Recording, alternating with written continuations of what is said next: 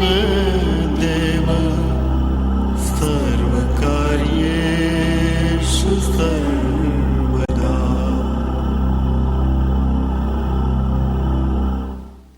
The Bhagavad Gita is a book of mankind's collected experience of and answers to life's most basic questions. Who I am, from where do I come, what is my purpose and destiny, and most practically, how do I find happiness? These podcasts originate in the lectures of Neil Bhatt, a disciple of Swami Chinmayananda. They are presented here in 20 to 30-minute segments, each covering 3 of the Gita's 701 verses. Welcome to Gita Wisdom for Daily Living. We had been discussing chapter 3, Karma Yoga. So far, we have learned from Bhagavan that likes and dislikes for the objects in this world reside in our senses. The senses, when they have a positive perception, enjoyable perception of an object, like that object. When we listen to pleasant music, our sense of hearing likes it. So that becomes a likable sound. Other one becomes unlikable sound, it's a noise. So these likes and dislikes are residing in my senses. Depending on the qualities of my senses will decide which objects they like and which objects they don't like. And that's how the whole world is now divided into the world of my likes and the world of my dislikes. And Bhagavan said, don't fall under that sway. Because we learned before that there are things which are Sreyas and there are things which are Preyas. It may feel good, but it may not be good for me. Some sense perceptions may feel good, but they may not be good for me. Like the sense of touch when I'm scratching. Initially when I'm scratching, it feels enjoyable. But I know in the end it's going to create more problems for me. So Bhagavan says, there are things which are Sreyas in this world for you and the things which are Preyas.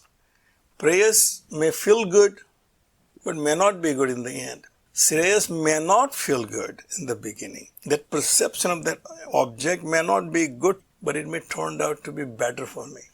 Like doing exercise. It's very difficult to motivate yourself to exercise because that's not something you want to do. It's against your body's nature.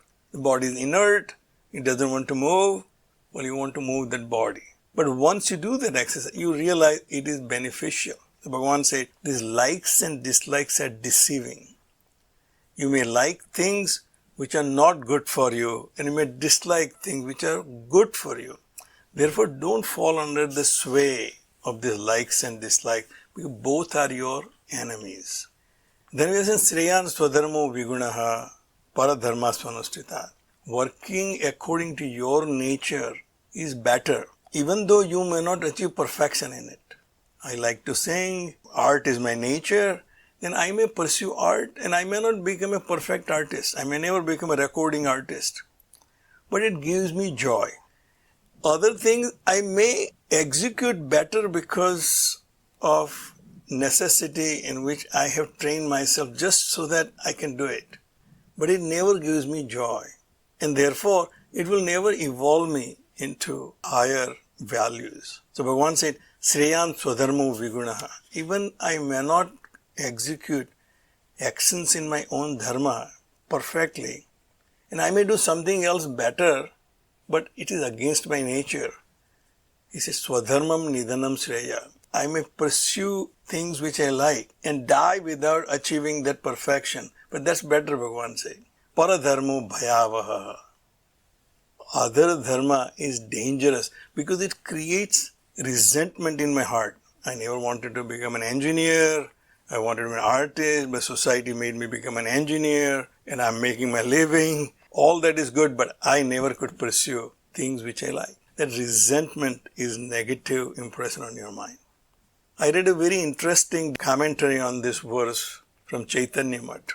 They define Sreyan Swadharma Vigunaha as Swadharma of my soul is very different than the dharma of my body, mind and intellect. So my Swadharma of my soul is to love Bhagavan, to become identified with the Bhagavan, the Lord, transcendental Lord, who transcends this Prakriti. So dharma of my soul is to get identification with the Lord, and I may not achieve that because of my shortcomings. and I may die without achieving that. That's better than paradharma svanushthitat. I may perform dharma of my body and my mind and my intellect perfectly, but never pursue the dharma of my soul, which is for my own evolution from this limitedness to unlimitedness. Therefore, pursuing other dharmas of your body, mind and intellect are dangerous. Once you identify with something you are not, that's in a dangerous situation. Right now I'm identifying with this body, mind and intellect out of my ignorance. And if I pursue dharma of this equipment, then in the end it's a lose-lose situation. This body, mind, intellect are not going to last long, and whatever I achieved for that is not of a lasting value. Lasting value would be if I follow the dharma of my heart, dharma of my soul, which wants to be unlimited, becoming Satchidananda. So Bhagavan here says, follow your own dharma. Follow the dharma which you consider your own. And then obviously Arjuna asks question, if that is the case, it is very natural for everyone to follow his or her own dharma. But we are not doing that. We are doing something which is opposite of our own nature, just as Arjuna wanted to do. What is that force which is compelling people to do sinful things against their own nature? Because we really know that nobody wants to be a sinner. Nobody wants to be a criminal. Nobody wants to get in trouble. But people do. There got to be a force which is beyond that person's control. He says, what is that force? And Bhagavan then gives an Sri Bhagavan Uvacha. Sri Krishna here is called Bhagavan because he who is aware of creation, dissolution, gain and loss, ignorance and illumination of all beings. In other words, one who has a complete panoramic view of this world without any limitations of time, space and causation is Bhagavan. So Bhagavan Vedvyas addresses Krishna as Bhagavan. We also address Vedvyas as Bhagavan. We also have Sankaracharya as Bhagavan. So Bhagavan, Sri Krishna says here, Kama Esha, Krodha Esha. From their highest perspective of what this world is all about and how this Prakriti functions and all the beings in the world function, he said there is only one enemy which creates many enemies in this world. He said that is Kama Esha. It is the desire. And we have seen many philosophers and many prophets have come to the same conclusion, that the root cause of all my problems and sorrows in this world is desire. Kama Esha, Krodha Esha. It is desire and it is anger. And Swamiji clarifies it. These are not two different things. These two are the expressions of one single entity called desire. Kama Esha. Desire is the root cause of all these problems. Schopenhauer called this a will. It's a hungry will. That is Rajoguna Samudbhavaha. This desire comes out of passion, the aspect of Prakriti which we call it Rajas, the attachment to the objects. I want to achieve this, I want to acquire this. From that passion, a desire is born. I look at an object, I like it, I have no desire. So I had been waiting for the iPhone 12 for a long time. I have iPhone 6 and I had been really waiting for iPhone 12 because that will have 5G. So I kept thinking about iPhone 12. I kept asking, when are they going to release it? When are they going to release it? Because I don't want to go to 7 or 8 or 10 or 11, none of that. I want 5G phone. As soon as they announced that you can order, for the first hour I ordered my iPhone 12 and now I'm waiting for it. So that's my liking, because I have come to know about 5G. I decided that's better than 4G. Well, I need to have that. That perception that having this object will give me happiness creates the desire. If this desire is obstructed, then I cannot get it, then it will create anger. This is their rajoguna samudbhava. They are out of this passion for things and objects in this world. Maha ashanaha, maha papma. Insatiable, maha asana. It's like a fire. No matter how much ghee you pour in it, it will never be satisfied. In fact, more ghee you put in a fire, larger the fire will become. So Bhagavan said the desire is like that. Everyone has come to the same conclusion, all philosophers. Desires cannot be satisfied. By satisfying desire, you do not end desire. You actually create new desire. And therefore it is mahapapma. Therefore it is very sinful. It creates more negative impressions. I get success in one thing, it creates a desire for me to get more success. At some point of time, that desire will not be satisfied. There will be obstructions on my path. We are doing very well in whatever business we are in, and suddenly coronavirus comes and upsets everything. The normal way of doing business is gone. I have trained myself to do this way of doing business for the last 20 years. And I thought I'm set now. This model will work for the rest of my working career. Well, it's not working anymore because I did not anticipate coronavirus or this kind of pandemic. And that creates anger and anxiety in people. So Bhagavan said the mahapapma. These desires are very sinful. Viddhi enam iha vairinam. Know that is your enemy. And then Bhagavan says, Dhumena avriyate vahnihi yatha adarshaha malena cha yatha ublena avrutah garbhaha tatha tena idam avrutam. These desires are of various kinds. Some desires are easy to dispel once you figure it out. So there are three analogies given. Dhumena avriyate vahnihi. Just as the smoke covered fire. But that is relatively easy to get rid of. Yatha darsha malainacha, just the dirt covering a mirror, or an embryo enveloped by the womb. He said these are three different types of coverings. One is relatively easy to remove. So even for a wise person there will be desires. Now these desires may be sattvic type. Sastra vasana, vasana to get knowledge. But these are desires, but they are of sattvic type. In other words, they can be satisfied. If they are not satisfied, I can live without them. In other words, they are easy to deal with. In other words, dirt. It requires a little more effort to get the dirt off the mirror than getting the smoke out of the fire.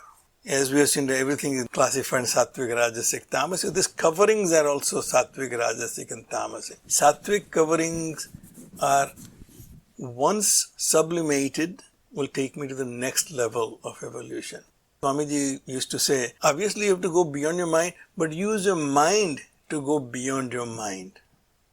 Use your mind as a pole in that pole vault. You need a pole to go over that bar. Once you get to that bar, drop that pole. The same way, the sattvic desires can take me to where I want to go, but at that point I have to drop that sattvic desire also. So even the brahmacharis keep a little choti when they shave their head. Shaving head indicates that he is getting rid of all the other desires in this world. But he keeps a choti. Choti is for sastra vasana. You want to learn the sastras. When the sastras are learned, I become a sannyasi, you get rid of the choti also. Bhagavan says, Dhumena avriyate vani. Yatha darsa malaina cha, yatha ublena avruta garbha, tatha tenam avrutam idam. By that, this is covered.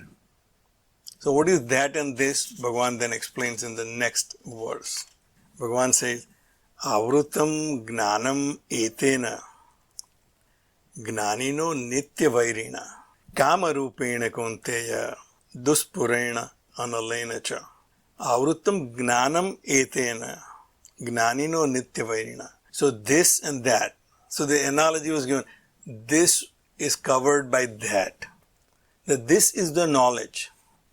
The knowledge about my own self. As we have been discussing in Vedanta, that I always have this knowledge about my own self. I always know that I exist.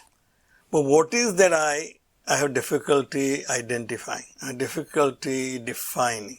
That difficulty is because of the veiling. The veiling is because of my ignorance. This ignorance creates desire, which creates agitations, vikshepa. So this ignorance is creating veiling over my own self, and it's now creating agitations in the form of desires. These desires are now telling me that the world of objects which I see outside, that is where my happiness lies.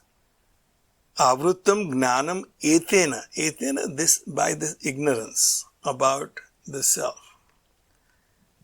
By this desire. Gnanino nitya vairina. For a wise person, he knows that this veiling, this desire is always my enemy. Desire will never be my friend.